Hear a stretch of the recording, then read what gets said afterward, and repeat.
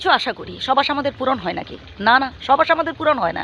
আমাদের অনেক অনেক আশা অপূর্ণ থেকে যায়, আর যেটা অপূর্ণ থেকে যায় সেটা ভালোই হয়, কারণ বিধাতা যখন যেটা করেন আমাদের ভালোর জন্যই করেন। আমরা যেটা অপূর্ণ থেকে যায় বা যেটা আমরা যে আশা আমাদের পূরণ হয় না তার পেছনে আমরা ছুটে মরি, আমরা তার পেছনে হা হুতাশ করি, আমরা তাকে নিয়ে কষ্ট করি যে হাইরে আমার এই আশা পূরণ হলো না। এটা আমরা ভুল করি বন্ধু। যেটা পেয়েছে, যে আশা পূরণ হয়েছে সেটাকে নিয়ে বেশি ভাবা উচিত। কি বলেন আপনারা? কমেন্ট করে জানাবেন।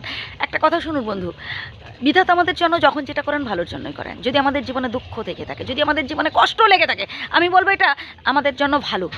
এই যে ছোটোখাটো দুঃখ কষ্টগুলো যদি এখন আমরা সহ্য করতে না পারি, অ্যাকসেপ্ট করতে না পারি, তো এরপরে যে আরও বড় কষ্ট আসছে, আরও বড় সমস্যা আসছে, তখন কি করব? তাই জীবনে যখন যেটা আসুক না কেন অ্যাকসেপ্ট করতে হবে ক্যাজুয়ালি, ঠিক আছে? হাসি মুখে একদম অ্যাকসেপ্ট করুন, হা হুতাশ করে নয় যে হাইরে বিধাতা আমার জীবনে শুধু কষ্ট দিয়েছেন, শুধু দুঃখ দিয়েছেন। এমনটা যদি ভাবেন তাহলে আমি বলবো আপনি ভুল করছেন বন্ধু। আমরা বরং অনেক সুখে আছি, আমরা গরিব মধ্যবিত্তরা আমরা অনেক সুখে আছি। যারা মনে হচ্ছে কোটিপতি, ধনী, বিশাল তালুকদার, 20 তলা 50 তলা বিল্ডিং করে বসে আছে, যারা কোটি কোটি টাকা রোজগার করছে, বন্ধু তাদের জীবনে না অনেক কষ্ট, অনেক সমস্যা।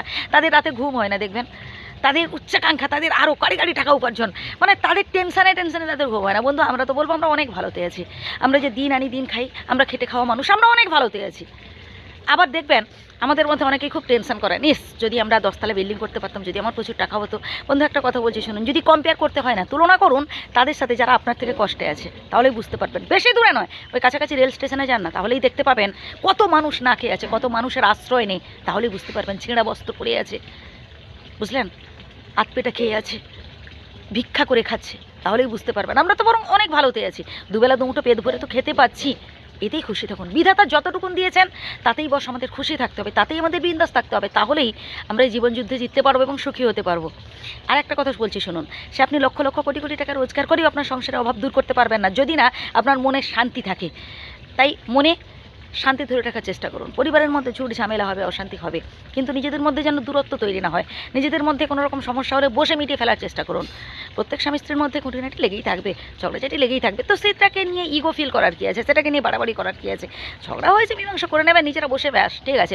ওই তৃতীয় ব্যক্তিকে যখন বলতে যাবেন দেখবেন তৃতীয় ব্যক্তি আপনাদের দুর্বলতার সুযোগ নেবে। তৃতীয় ব্যক্তি এসে না আপনাদের মধ্যে যে সমস্যাগুলো আরও কী বলবো, আরও মহা সমস্যার সৃষ্টি করবে। দরকার কী আছে, নিজেরা বসে চেষ্টা তো করুন। দেখুন আপনার স্ত্রী যখন খুব অসুস্থ হয়ে পড়বেন সব থেকে বেশি কষ্ট পাবেন আপনি, আপনার স্বামীও যখন দেখবেন বেশি কষ্ট করবেন, আপনার স্ত্রী সব থেকে বেশি কষ্ট পাবেন। এটা হয় কারণ আপনারা দুজন দুজনকে ভীষণ ভালোবাসেন। পরিবারের মানুষজন আপনারা সমস্যাগুলো সমাধান করবেন, আপনাদের সমস্যাগুলো নিজেদের মধ্যে মিটিয়ে ফেলার চেষ্টা করবেন। এতে বাইরের মানে লোককে হচ্ছে কী বলে, মানে কী বলে ওই তিন কানা যে বলে না, তিন কানে কেন করতে যাবেন? নিজেরা ছোটোখাটো সমস্যাগুলো মিটিয়ে ফেলুন না।